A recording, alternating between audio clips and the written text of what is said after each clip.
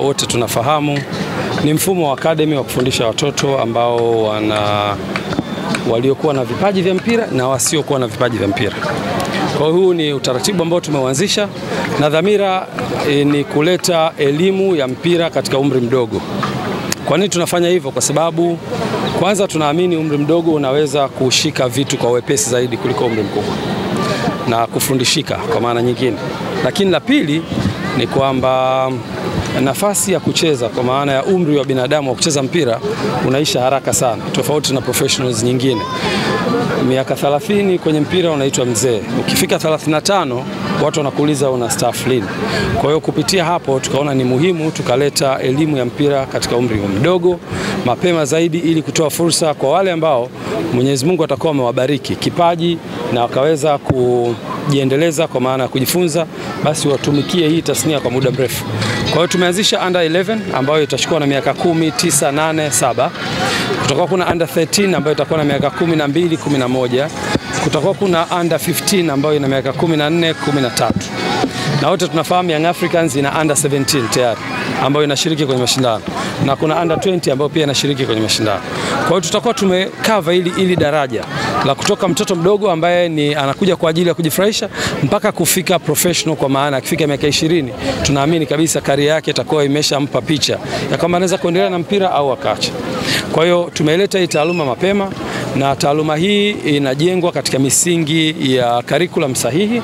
Tulimleta technical director kama mnakumbuka, Paul Matthew kutoka South Africa, na task ambayo nilimpia ni kuandaa mfumo wa namna hii ambao umeletwa kwangu na kwa Excom. Tumeupitia, tumeutazama na kubadilisha kwenye yale maeneo ambayo tukaona yanaendana na mazingira yetu, na kuja sasa na mfumo ambao umekamilika. Kwa hiyo hiki ni kituo cha kwanza ambacho tunakianzisha hapa maeneo ya Upanga, lakini dhamira yetu ni kusambaa katika viunga vya Dar es Salaam, lakini baadaye pia kwenda mpaka mikoani na kuikava Tanzania yetu. Nchi yetu ina watu zaidi ya milioni 61. Tunasema youth ni idadi kubwa ya zaidi ya 50-60, na hawa watoto ni asilimia nyingi zaidi, na hawa watoto wanahitaji kupata elimu hii ili waweze kufanya maamuzi sahihi, either kuendelea na mpira au kuendelea na mambo mengine related to football, bila kuisahau tasnia ya kwetu yenyewe ya mpira. Kwa hiyo tumeanza kituo hiki, thamani yake nafikiri imetangazwa. Mtoto atakayetumikia center hii atalipa shilingi 400,000 kwa mwezi, lakini kutakuwa kuna initial payment kwa ajili ya kupata vifaa. Kama mmeona hapa watoto wote, kuna watoto wamevaa green, utaiona full, kuna watoto wamevaa jezi za njano kwa ukamilifu wake, kuna watoto wamevaa jezi nyeusi. Kwa hiyo mtoto mmoja atapata seti zote 3, na seti hizo zitamfanyia aendelee kufanya mazoezi kwenye timu na kufanya training na kucheza pia mechi za kirafiki. President, naimalizia hapo kwenye swala la bei. Ukiishia hapo tumeshaanza registration ya wazazi, na vituo vitakuwa zaidi ya hiki. Kwa hiyo kuna baadhi ya vituo vitakuwa na bei ya chini zaidi. Kuna study ambayo ilifanywa na Harvard University na inatumika pia, nimeona same model wanaitumia Aga Khan Hospital. Wana hospitali zao ambazo ukienda kama Upanga pale Aga Khan kuna bei yake ambayo iko premium kidogo, lakini wamefungua branch Masaki ambayo bei yake iko ya juu kidogo kulingana na mahitaji na wanasema economic stability ya eneo. Lakini hao Aga Khan wana branch maeneo mengine kama Tandale, maeneo kama Tandika. Ukienda kule bei zake zinakuwa chini kidogo kulingana na maisha ya watu wa huko.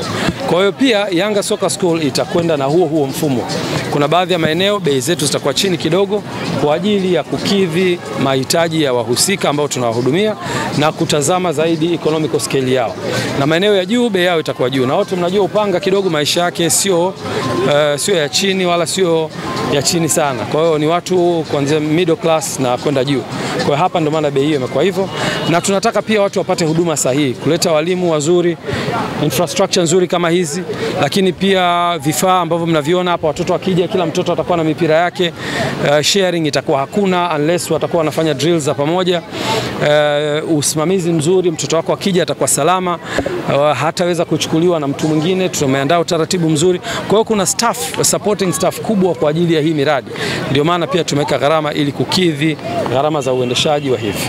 Na nichukue fursa hii kualika wazazi wanaopenda watoto wao wajifunze mpira tunawakaribisha, mfumo umetangazwa, wapite kwenye social media za Yanga. Lakini pia kuna physical registration ya hapa kituoni. Ukija hapa unaweza kusajiliwa, ukalipa ada, mtoto wako akapewa vifaa, immediately anaanza. Na hii sasa hivi tumeshaanza, tunatarajia kutokana na usajili tutafungua pia vituo vingi zaidi. Niwashukuru. President, vituo vyote ambacho hiki tunaanza nacho hapa, tutakuwa tumetoa muda maalum wa watoto kushiriki mazoezi. Kwa hiyo let's say saa 11 mpaka saa 12 au saa 10 mpaka saa 11. Let's say 1 hour. Kwa hiyo program ya mtoto kwanza itakuwa haikinzani na muda wake wa masomo. Hatuwezi kuweka saa 5 asubuhi wakati tunajua umri wao wote wanatakiwa wa shule. Kwa hiyo tumeweka muda ambao ni nje ya muda wa masomo, hilo ni la kwanza. La pili, tumetoa fursa pia allowance kidogo ya mtoto kucommute akishatoka darasani apata nafasi ya kwenda nyumbani labda kula na kujiandaa kuja hapa. Kwa hiyo itakuwa inaanzia saa 10 na kuendelea. Lakini la tatu ni kwamba program hizi zitakuwa pia ziko customized kulingana na mahitaji. Kwa hiyo over the weekend pia kutakuwa kuna nafasi ya watoto kutrain. So wazazi na technical staff yetu watakuwa wanakaa wanatengeneza program. Labda wakati wa likizo program inaweza kubadilika, wakati wa masomo program inaweza kubadilika, na hiyo inaendana na mahitaji. Lakini kiufupi mtoto akilipia atatrain siku 4 kwa wiki. Maximum siku 4 kwa wiki. Kwa hiyo kutakuwa kuna session katika siku 4, 3 za wiki na 1 ya weekend. Na akifanya hivyo atakuwa amepata hiyo nafasi ya kuhudumiwa. Lakini pia kutakuwa kuna special programs za watoto kulingana na mahitaji. Mtoto huyu hawezi kuhudhuria vipindi hivi, anatengenezewa special programs. Nia na madhumuni ni kupromote watoto waingie kwenye mpira, waupende mpira, lakini pia wajifunze, na wale watakokuwa na vipaji tutaweza kuwa develop zaidi hapo. Na kama atatokea labda kuna mtoto ambaye anafanya vizuri lakini wana maisha magumu zaidi, lakini nyinyi Yanga mnamuona huyu mtoto ana kipaji, huyu mnamsaidia? Yeah, so tuna program, nilikuwa nataka pia nielezee hiyo, nashukuru Juma kwa hiyo nafasi. Tuna program pia za kutembelea kwenye private schools na government schools. Kwa hiyo tutatoa fursa ya walimu wetu hawa katika muda wao mdogo, watakuwa wana dedicate kwenda kwenye shule mbalimbali. Inaweza kuwa randomly shule fulani ya Kijichi ikachaguliwa. Kwa hiyo tutakuwa tunaenda na vifaa vyetu, tunaandaa session pale kwa ajili ya watoto, na wakati tunafanya hivyo itakuwa inatumika dhamira pia kuscout talent za juu kabisa, ambazo hizo talent zinaweza pia kuja kujiunga na sisi. Kwa hiyo tumefungua special window ya watoto ambao hawatakuwa na uwezo kupata huduma hii bure. Na hii itapita kwenye mchakato wa approval mpaka huyo mtoto tuone kweli hata kuwa na uwezo wa kulipa, wataingia kwenye hiyo program ya CSR. Kwa hiyo sehemu ya haya mapato ambayo wenzao watakuwa wanalipa wanaojiweza itatumika pia kuwahudumia hao watoto wachache watakaokuwa hawana uwezo lakini wana vipaji. Shukrani. Swali zuri, na Pitso ni sisi tunamuita na yeye anaitwa hivyo, the son of Africa. Ni kwanza mmoja katika makocha bora tuliowahi kuwashuhudia wanaotoka Afrika na wakaihudumia Afrika. Hakuna kocha mwenye